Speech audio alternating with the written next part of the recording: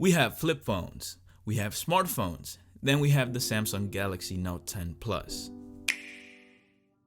The Galaxy Note 10 Plus was released back in August 2019. A phone we used to categorize as phablets is now pretty much the same size as any other smartphones, flagship smartphones. So the Note 10 Plus has a beautiful 6.8-inch dynamic AMOLED display with a tiny little circle on top of the screen which houses the selfie camera. One might think, doesn't the OnePlus 7 Pro have a higher screen to body ratio since it has no notch? Well, turns out the OnePlus 7 Pro has an 88.1% screen to body ratio, while the Note 10 Plus has a 91% screen to body ratio.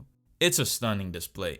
I'm watching movies on this, playing games, anything I can think of that I would want to do on a smartphone, this just does it beautifully.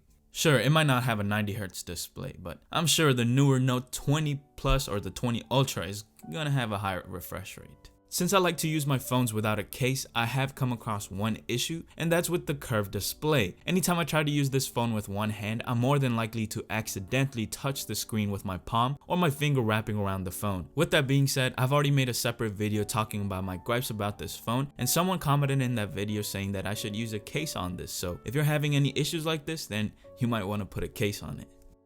I love the way this phone looks. The rectangular chocolate bar shape is something to drool for. The sharp corners with just enough roundness to them makes it pretty comfortable to hold this phone.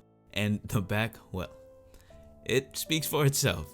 It's crazy. This phone has so many features. I think I'll have to make a whole separate video talking about all the features this phone has, but here are some that make it special.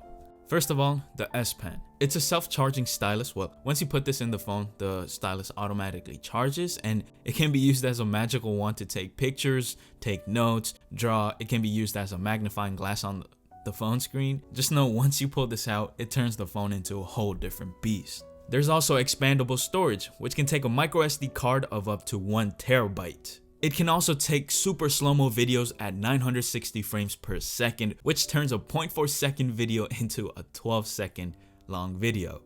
Then there's wireless power sharing, so you can now wirelessly charge your Samsung Galaxy Buds on the go, your AirPods, your other smart devices, smartphones that support wireless charging.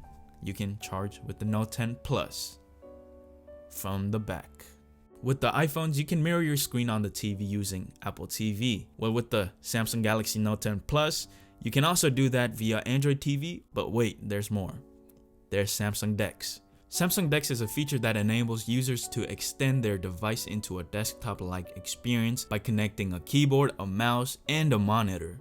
So you will have a mini computer wherever you go, pretty much. In terms of specs, it has a Snapdragon 855 chipset, an octa-core CPU, and Adreno 644 GPU with 12 GB of RAM, so this pretty much can run any app I throw at it. Performance has never been an issue with this phone, but I'm just bummed about not having One UI 2 yet, so I'm just waiting.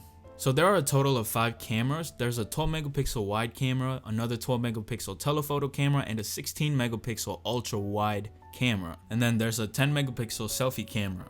Instead of using the stock camera app, I tend to use the GCam app more since it takes a more natural and a realistic looking photo than the stock camera app.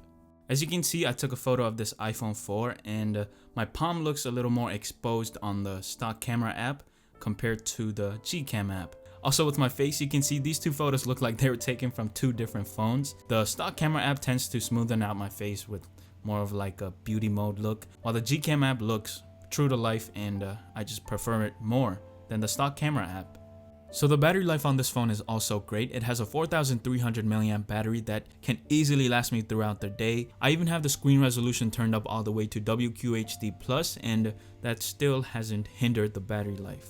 The Samsung Galaxy Note 10 Plus is also water resistant. With an IP68 rating, this is going to allow the Note 10 Plus to be submerged 1.5 meters underwater for up to 30 minutes. So with all that being said, that is why I think the Note 10 Plus is a phone in its own league.